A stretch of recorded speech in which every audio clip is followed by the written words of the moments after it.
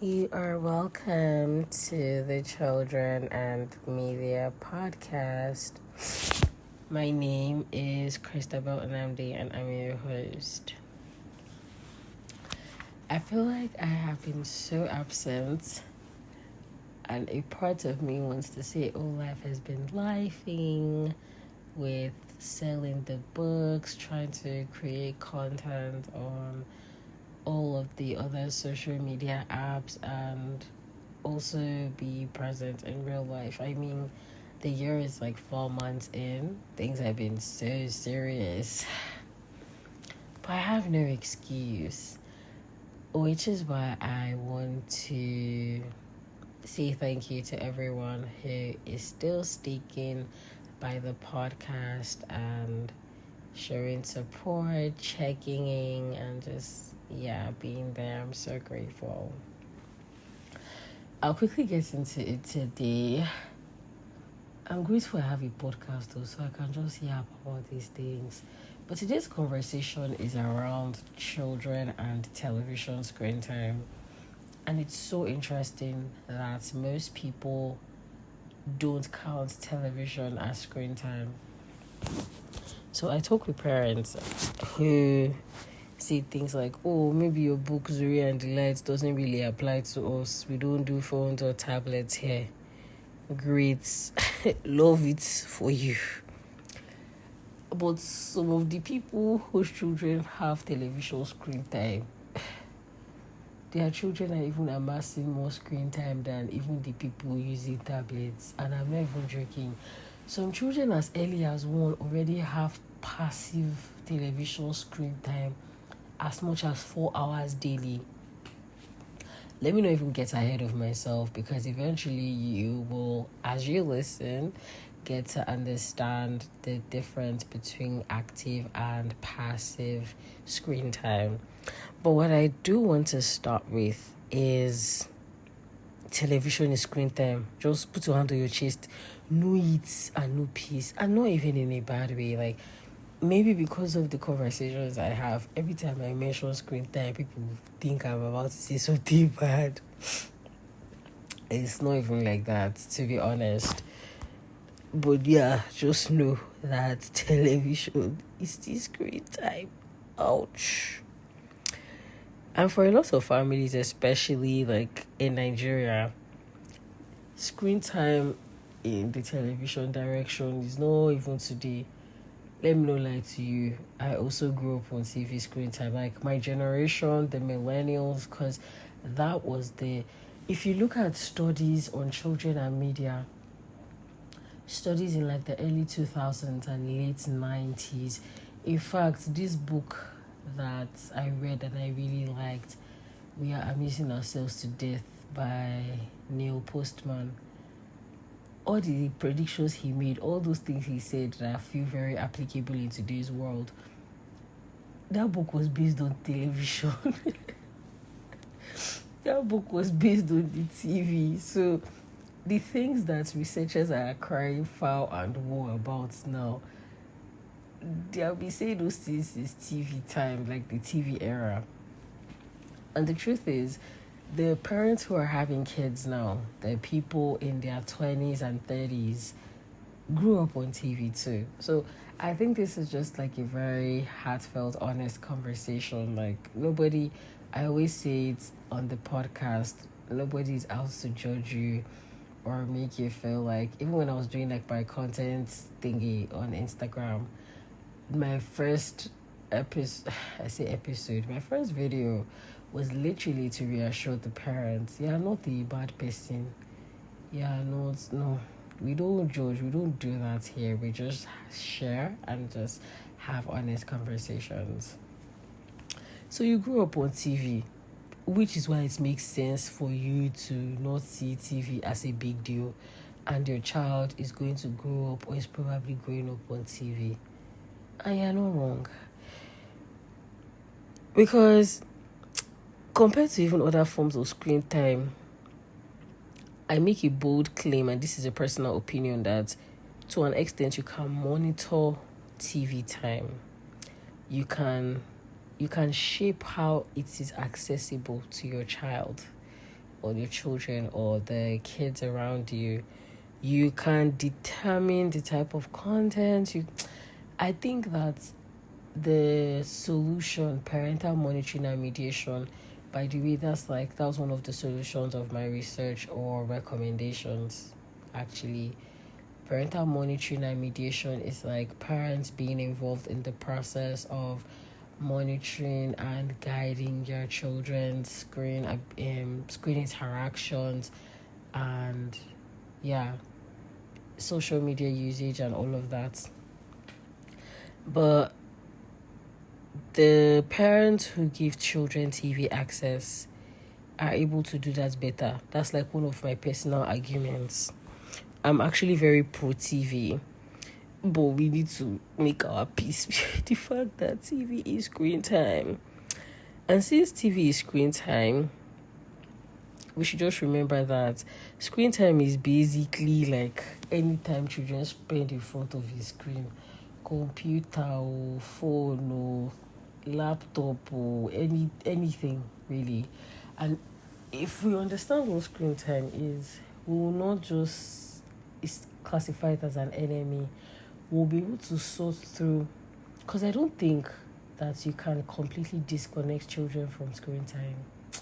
I know people do it, and I'm not saying they are wrong, but I think that there can be a balance. I believe that there can be a balance, and that's why I like to have these conversations. As a person, if I wasn't like a TV head, I didn't really get the opportunity to, maybe this is another oversharing run in public, but wow, okay. Let me just rephrase and say I didn't have a lot of friends in my early childhood. So it was great that I could watch TV. 1, 2, I never would have discovered my music, everything, as early as I did if I wasn't a TV child. It's not now that you watch Disney and some of the channels. Okay, oopsie. It's not now that you watch some channels for children or shows for children on any of the apps or stations, and you cannot find like 3 catchy songs. At the time, you would go on a solid run. Like every show for kids, the producers, the directors, the creatives, they put their backs into great music for the shows. Like, I'm talking theme songs. I'm talking like, look at Big Time Rush. Bro, every episode was delivering. Same with Victorious. And in some ways, you were learning things like harmonies. You were learning riffs and runs. You were learning, like, your musical abilities were just being built as a young child by virtue of watching TV. And maybe I'm getting ahead of myself by sharing some benefits. But there are people who built like curiosity with like innovation. I know somebody who legit became like a science student and stuff because of how fascinated they were by Dexter's Lab. I know people who would watch like some of these cartoons where they would dismantle stuff and just have such a mindset to do hard things, to build. So as you have figured, I may be a little biased, but I'm quite pro TV for kids. But it doesn't change that it is screen time. And since it's screen time, we have to just have the honest conversation about how it affects a child's life, the benefits, and just all of the things in the middle. I'm just going to give you the facts, right? There is research to prove that the way television is able to hold children's attention might not be great in the long run. So I'm sure you remember the people who would watch TV and just stand in front of the screen. Do you know that some people's short-sightedness in adulthood, that was the genesis of, because by constantly standing directly in front of the TV to watch, somehow their eyes were trained so early to only see things from that distance. There's a scientific explanation for it. I used to know it, or I know it, but it's not coming in the way I want it to, so I can articulate it properly on the podcast. But yes, that's why some of the people, I did say all, I did say all. Some of the people who had the thing where they would stand in front of the TV and watch, like, there are some of them that are wearing glasses now because of, like, just how that impacted on their eyes so early. There also are people whose TV exposure changed things like their ability to focus and their language development. I think the language development only so solid because at some point I had an accent due to the geographical region of the things I was watching as a kid. You hear some children talk and you can even pinpoint the particular things that they have been watching. I know some of us do it. I don't know about other people, but I do it subconsciously. There's a way a child talks and you can tell exactly the contents that they have been exposed to. And maybe you're seeking to teach your child one Nigerian language or something, or you should know that language development is also largely dependent, in early childhood, is largely dependent on exposure. Any language or accent you're trying to ensure a child builds, there has to be a lot of exposure around it. So you would often see those TikToks of parents that are trying to raise a child on 2 different languages. The mother speaks a different one, the father speaks a different one. So in their head, or in the child's head rather, if he wants to talk to dad about XYZ, he speaks a particular language. If he wants to talk to mom about XYZ, he speaks a particular language. The child goes to school and it's only English that is spoken in school, so the child speaks English in school. This is how people raise bilingual children, and this is also part of like the science behind language development. But I'm here to tell you that television screen time also impacts language development. There actually are like a bunch of findings on the entire thing slowing down children's ability to speak. So speech delay, basically. I'm not even about to go into that so that this doesn't sound all bad. But my point is, TV screen time has a way of impacting language development. It, of course, affects parents-child relationships. And for some of the children who are very neck-deep in TV time, you might also see hyperactivity depending on the TV content. Or you might see a scenario where they're in like play group and they don't have like the enthusiasm to play physically as much with other kids. Make no mistake, children have energy to bond. And so you find out that they don't have like the energy to like bond always with kids, but they'd rather just watch TV. So basically, at such a young age, there's already a gap in their interaction with the physical world. And this is not even to sound scary or anything, but you need to understand that even when you play background stuff for children, like noises and all those things, it's great. I mean, even as an adult, they tell you if you're having trouble sleeping, play this and do this. But it's different for children because their brains are developing. Their brains are building like pathways. Like by the time they are 5, half of their brain has already developed or more than that. So you need to be very particular. Oh my gosh, I'm starting to feel like this episode is so serious. But you need to be very particular with just the things you do consciously and subconsciously. And that's why I said active screen time is like, the one that the child is watching TV, watching a cartoon, watching a children's type of film or something, and like actively engaging. The passive one is like, the child is eating, but something is playing in the background. or they are maybe doing homework and the volume is reduced, something is still showing on the screen passively and playing. So I think now you get the sense that it's not the same, but each of them has their own impact on early childhood and the parent-child relationships. The truth is, for many parents, your best bet with TV is to co-watch. I think I have a video on co-use. I don't know if I eventually posted it on Instagram because I'm part of those people who create content but never get around posting some of it because I over-scrutinize myself. But the intentionality required to raise a child on television screen time is a lot. You want to watch some of the episodes of those shows. You want to possibly co-watch with them as much as you can. You want to ask them questions about the show. Tell me the story. What now happened to the girl?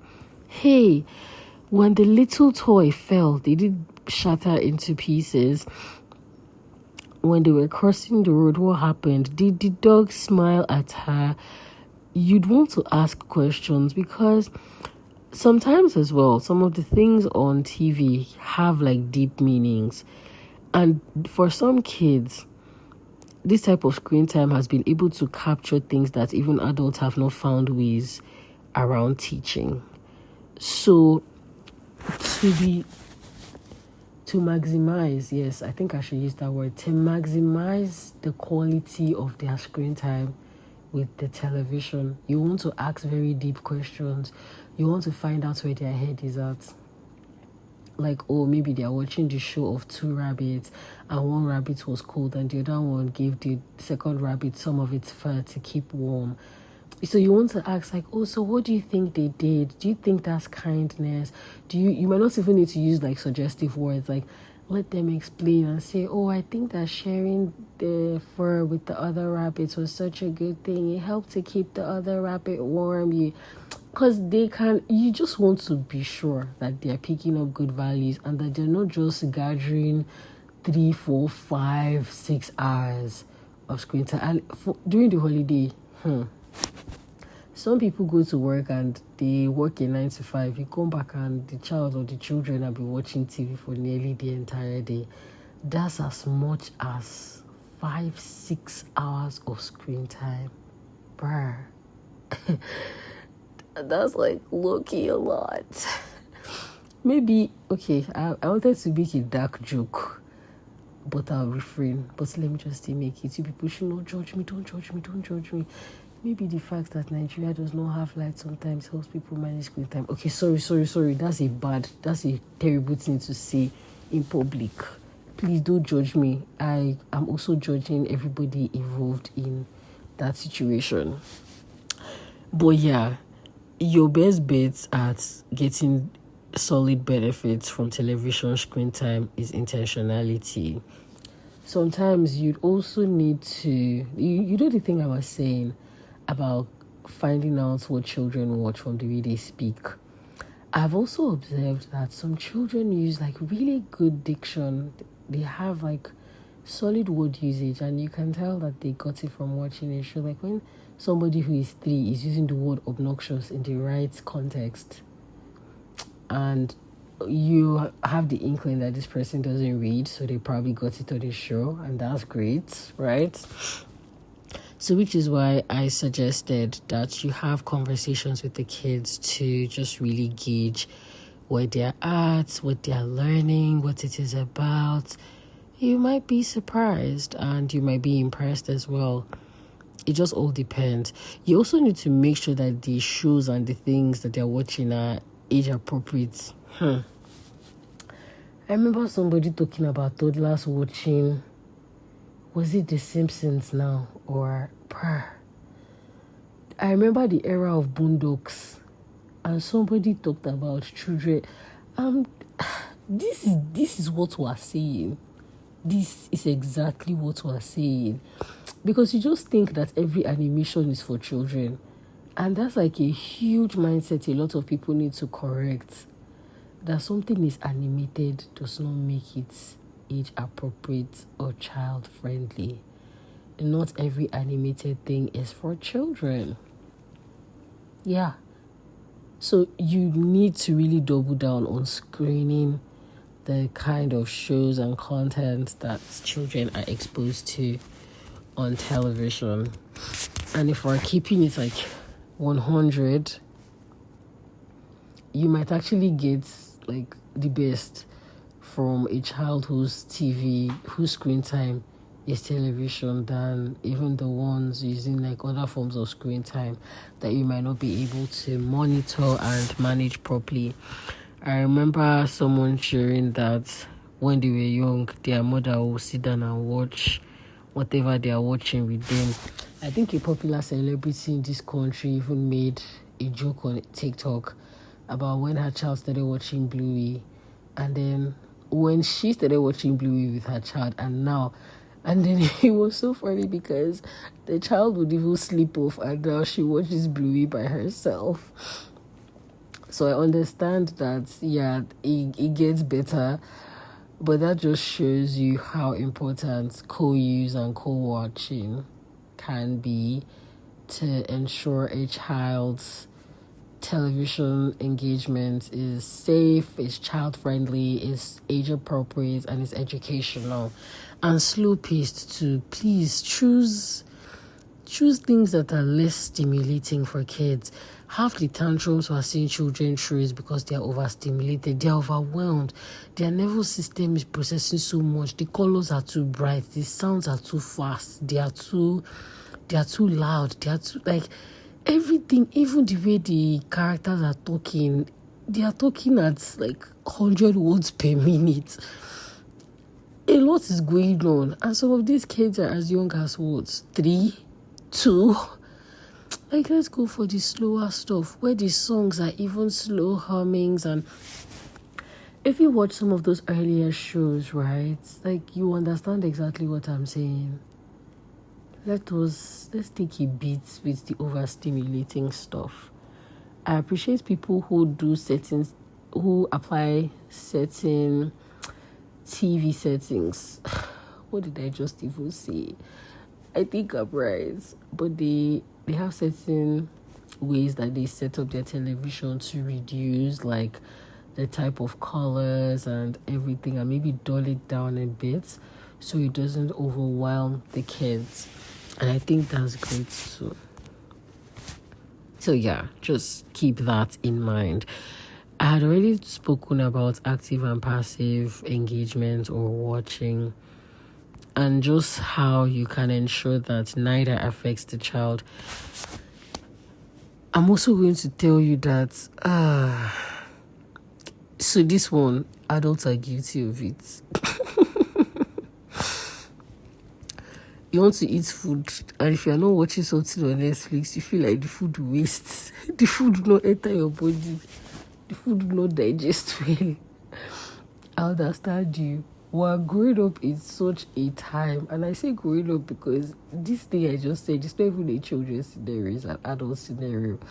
We are in a time where everything, like, we're so entertainment prone, or do I say like we've been so wired to seek constant entertainment. Like, our lives and our days are so full. You can't even just walk out in the gym to the random noise in your surrounding. You're either listening to music or a podcast or this. You're driving, you're listening to this. You're in the office, this. Like we're filling up our days so much. So we can't even understand the concept of some boundaries. And if you don't have those boundaries yourself, I hate to break it to you, but you will not magically start them and enforce them with tiny kids. A wise person once said that it is a child's job to break boundaries, to push boundaries, and it is a parent's job to maintain them.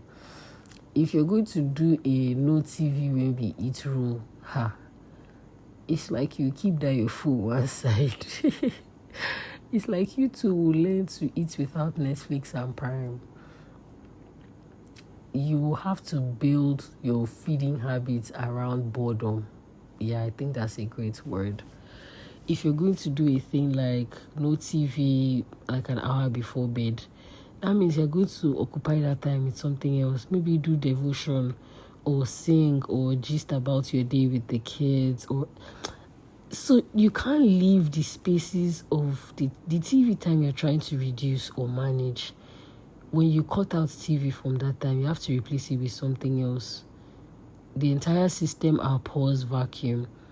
So you're going to fill in those voids with other things. You're going to either have to insert like reading books, playing games, singing, sports, playing in the sand. Like, you're going to have to figure that out.